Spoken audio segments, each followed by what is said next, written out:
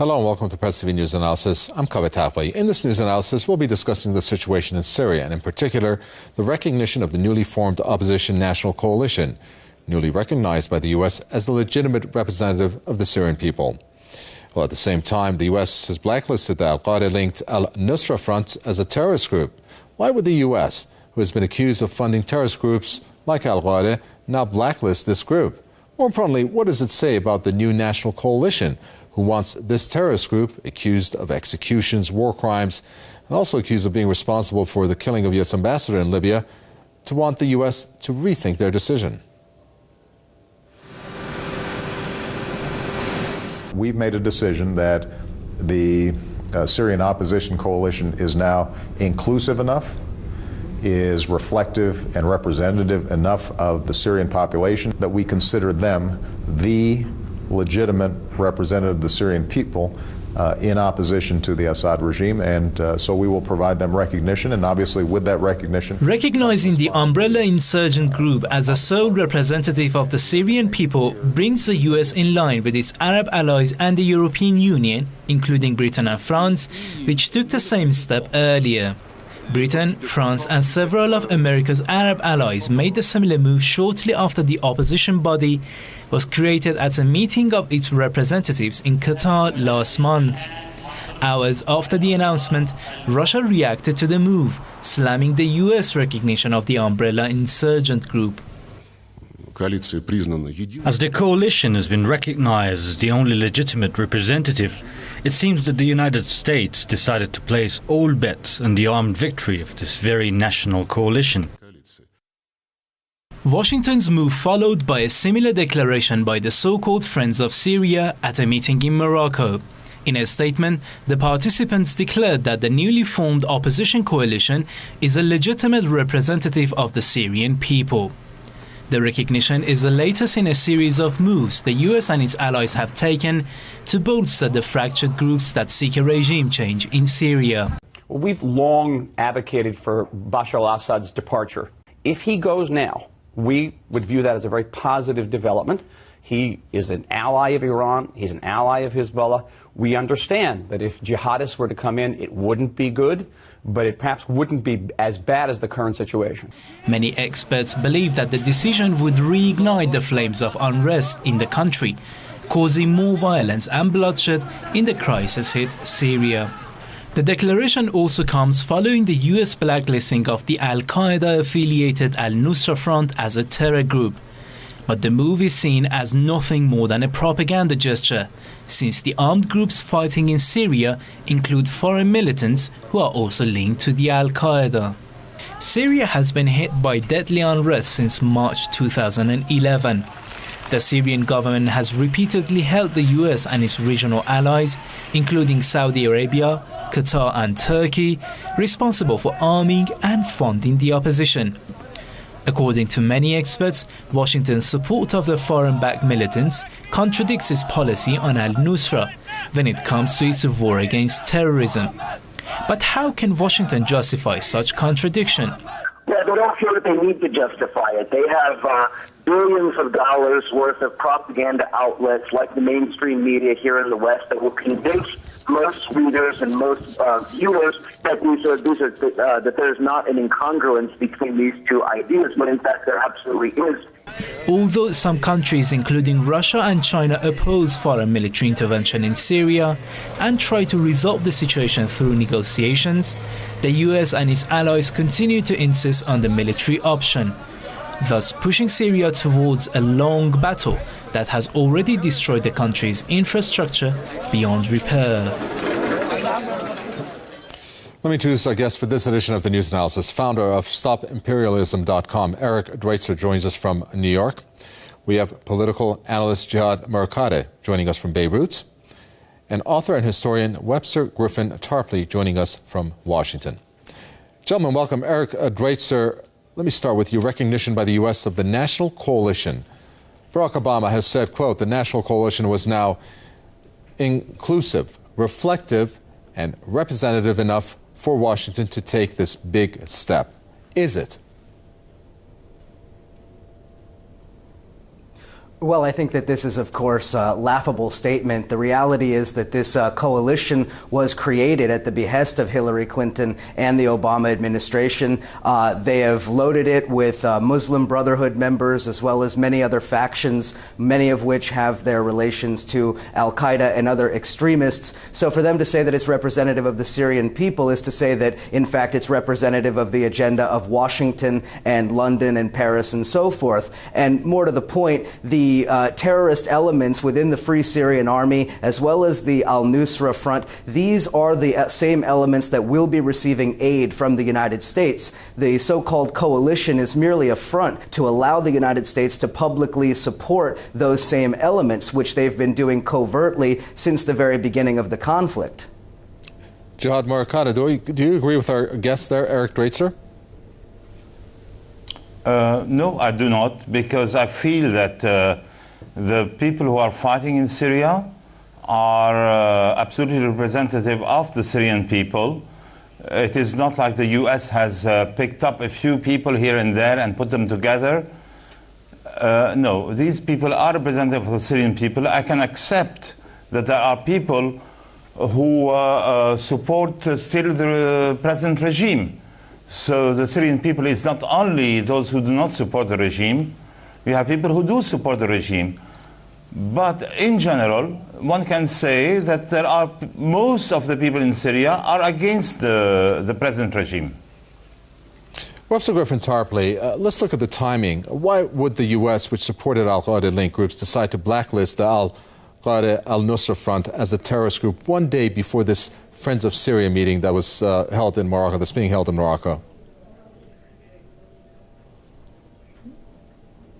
I think this is a contortion by the State Department because they can see that this entire strategy is, it has feet of clay.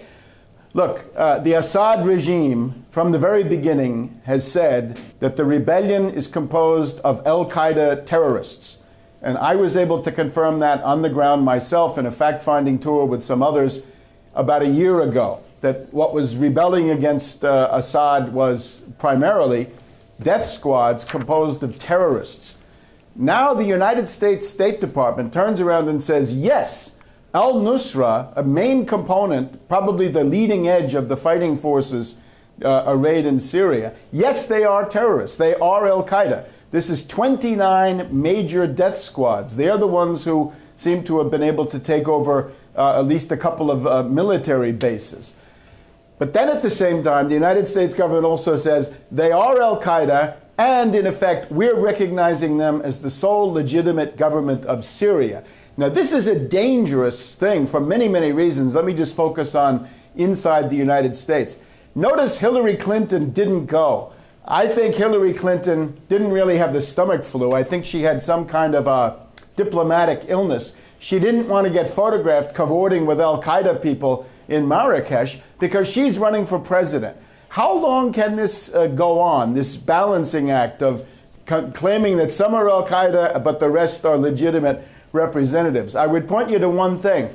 If you go to the Obama White House website, and if you're a U.S. citizen, you can protest against this. There's a petition on the We the People part of the White House website. There's a petition there that says, cease all funding and support for al-Qaeda terrorists and extremist rebels in Syria. And it's getting tremendous support from here in the United States. So here's a way you can register your dissent against this lunatic policy of turning Syria over to al-Qaeda terrorist death squads, which the State Department, at least half of it, is going with. This is the basis of an Obama gate. You can see the handwriting on the wall. Watergate, you know, the second term of a president. This is the time for scandals, and the big scandal is the one we see right here.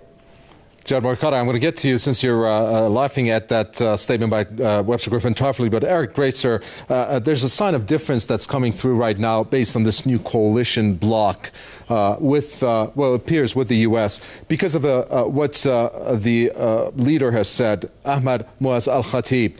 on the decision to blacklist this Al-Qaeda-linked Al-Nusra Front. He has said calling Al-Nusra Front a terrorist organization must be re-examined. Are we seeing signs right now at this stage, this beginning stage, of differences between the bloc and the U.S. and perhaps its Western allies?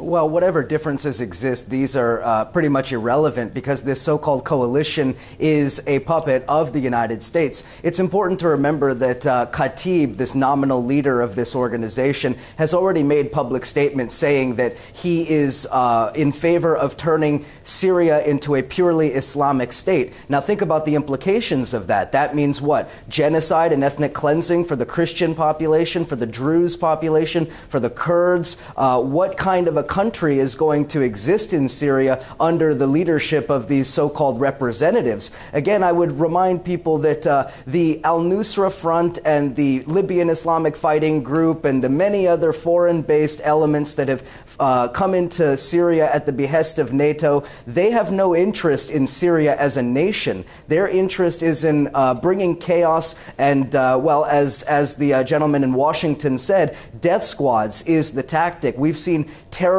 bombings, and this should remind people of the situation in Iraq, which was, again, very similar. And I think the other point that needs to be made is that all of this is couched in this propaganda assault surrounding chemical weapons. The idea that the Assad regime is going to use chemical weapons against his own people is, aside from being laughable, is a transparent propaganda ploy by Washington to legitimize the intervention, the military actions that they've been hoping for all along. None of this is by accident. The United States and its partners have attempted to destroy Syria from the beginning. They simply didn't expect it to take so long. Well, you mentioned the Libyan Islamic Fighting Group there.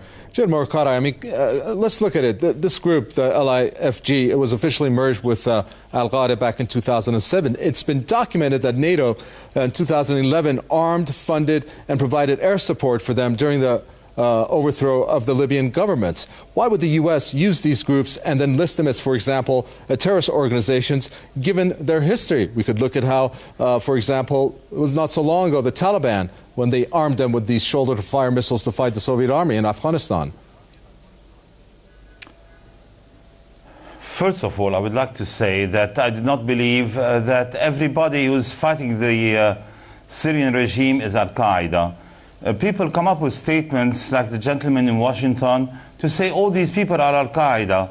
Besides Al-Nusra, I don't know who is Al-Qaeda. So when you are looking at the rest of the Syrian coalition, how do you know they are all Al-Qaeda? Why don't you think that they're not Al-Qaeda? There are a lot of them who are Kurds, Christians, and Druze. And they're all Al-Qaeda? I think it is an extension of the imagination to pretend that everybody who people do not like the gentleman in Washington, is Al-Qaeda, just in order to bash. I'm going to come back to the Al-Qaeda issue. The second point is Muslim state and genocide. Genocide against the Kurds and the Druze, but the Kurds and the Druze are Muslims. So what are you telling me? The Muslims are going to commit genocide against the Muslims? The third point, you said, somebody said that Bashar al-Assad is not going to use chemical weapons against his own people. But can you consider what he has used already against his own people? So he's not going to stop at chemical weapons. He has done much worse than that. And let's come back to the solution here. Al-Qaeda, Al-Nusra, is something that both the Russians and the Americans are against. And the solution is going to come through an agreement which is Russian and American. The Americans are not going to have a solution in Syria without the Russians, and the Russians also without the Americans. And both of them are against any form of Islamist extremism. So if both of them agree that they are going to fight together the Islamist extremism, I do not think that anybody else fighting against Bashar al-Assad is going to be an Islamist extremist, because Russia and America are against it.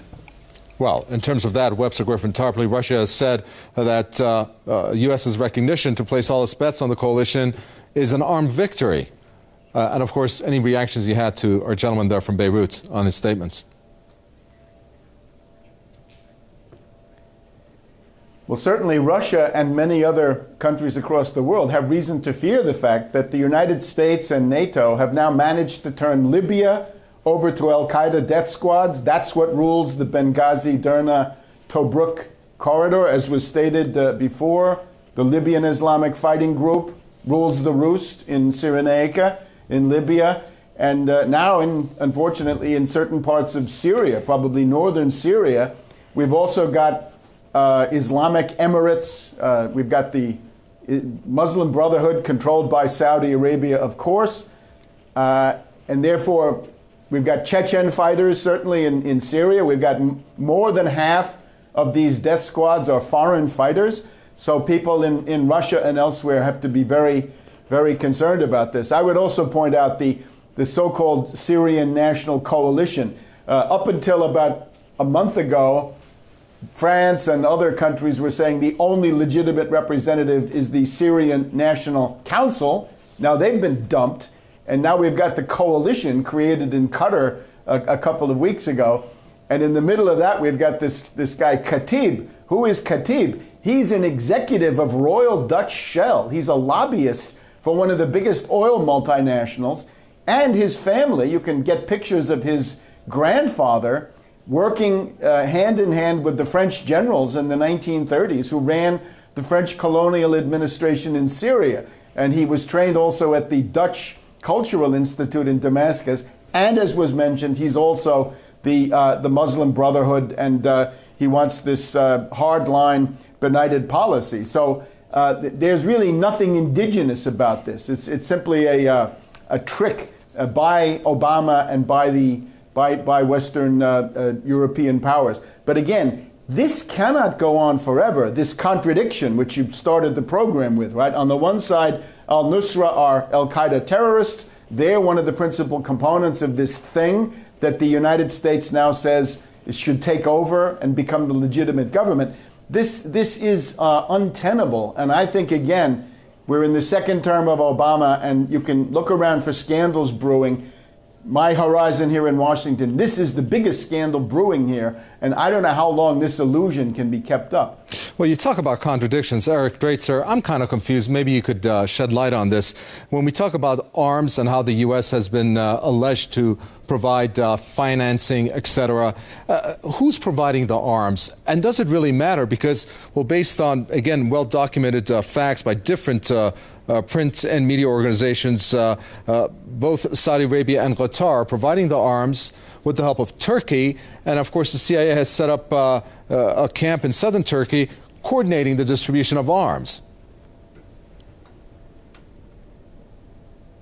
Well, I'll respond to that, but first I wanted to respond to the gentleman in Beirut. It's important to note that this is a deliberate distortion by many people who are spreading this type of propaganda. Nobody said that the entire opposition is made up of al-Qaeda. In fact, the National Coordinating Councils and many of the other grassroots elements that have been inside of Syria, they don't recognize the National Coalition, and they certainly have stood up publicly and been against any form of intervention, particularly from those individuals and groups that they see as not legitimate Syrians. So to say that that I or anybody else was making the argument that the entire opposition is al-Qaeda is a deliberate distortion. Now, as to the question of bringing in weapons, this is something that we've seen over the course of many months. We want to remember back to the New York Times article that was documenting very clearly and honestly the fact that the CIA, using surrogates from the Muslim Brotherhood of Syria, were funneling weapons in through Turkey into Syria. So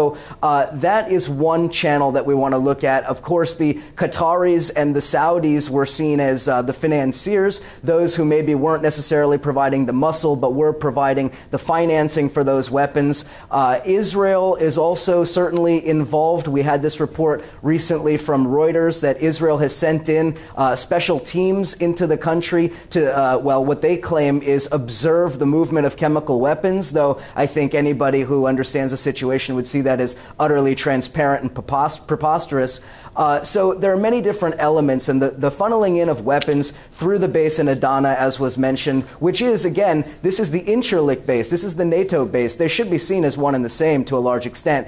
And so we have a complex network, a web of relations between the United States as well as its proxy states in the Gulf and the various elements around Syria that are really conspiring to bring in the weapons and to destroy Syria. So again, to say that anybody from the Syrian coalition or anywhere else is representative of the Syrian people is to say that their oppressors and the terrorists are representing the people, which is, of course, an outrage. And Jad Murakata, when we look at the statements made by U.S. President Barack Obama, tell me if you don't see a notion of reservedness or some kind of doubt when he says, Obama that is, quote, to make sure that this new national coalition, they organize themselves effectively, that they're representative of all parties and they commit themselves to a political transition. Why would he say to make sure that they organize themselves effectively, as if he doubts that that A, has indeed taken place or even will take place? This is precisely in response to the two gentlemen that are participating with us here. The U.S. government does not want to get involved into any Al-Qaeda type organization or sending weapons to the wrong people. They don't want another Afghanistan situation with the Taliban fighting the Russians again. The U.S. government has been very clear from the beginning, and this is why they were the last people to recognize the Syrian coalition after France, Great Britain, and the European Union 2 days ago. They just did it yesterday, just before the meeting in Morocco. Basically, as far as the U.S. government, and they said, the U.S. government said they're going to put al-Nusra on the list of terrorist organizations. So they were very clear about what they want to do. There are people who are terrorists, and there are people who are not. The Muslim Brotherhood, contrary to what the gentleman in Washington is saying, the Muslim Brotherhood is not a terrorist organization. It's a legally elected political party in Egypt. It is governing in Turkey. It is not a terrorist organization. Okay. So one has to be clear about things. All right. Webster Tarpley, the Muslim Brotherhood has said that, let's see here, that they, U.S. was wrong in blacklisting Al-Nusra Front as a terrorist organization, yes. A decision that was wrong and hurried. So, if our guest says they're not a terrorist organization yet, they support the Al-Nusra Front, my deduction is that they support these terrorist organizations, so by association they're just as guilty. In their fight, no, in their fight against the regime. And I find that as a fighter against the regime, they are very effective. Are they a terrorist organization or not, Al-Nusra Front? Al-Nusra, yes, they are. They are a jihadist. Okay. Certainly, go ahead, Webster, from the U.S. State Department. They are sharing a common goal. Not be more guarded in our judgment than the U.S. State Department. They are. Al-Nusra is a group of 29 death squads, largely infiltrated, permeated by al-Qaeda. As far as the Muslim Brotherhood, of course, this is something a little bit different. This is a mass-based organization generally controlled by Saudi Arabia, and it's oligarchical interests. It's businessmen, wealthy doctors, lawyers, and other people like this who use an ideology to get power. And we can see in Egypt what they've done is make a deal with the International Monetary Fund, which is one of the main root causes of what's going on there now. But I would say for Syria, it's getting clearer and clearer. The choice you have is between the Assad government, with whatever its faults, and absolute chaos. Because notice, the Al-Nusra people, the 29 death squads, refused to be a part of the new military command which the U.S. and NATO created in Turkey this past weekend. So what that sets up is, if Assad is driven out, you will then have a final reckoning between the Al-Nusra death squads and the rest of the so-called Free Syrian Army. A kind of Armageddon of the death squads on the horizon. Now, that is something that nobody can want. We're going to have to end it there. We're fresh out of time. Thank you so much. Founder, StopImperialism.com, Eric Draitser from New York. We had political analyst Jihad Murakata from Beirut. Thank you for your comments. And author and historian Webster Tarpley from Washington. Thank you for your statements. And thank you for watching another edition of the Press TV News Analysis. From me, Kaveh Tafwaya, and the entire team in the capital, Tehran. It's goodbye.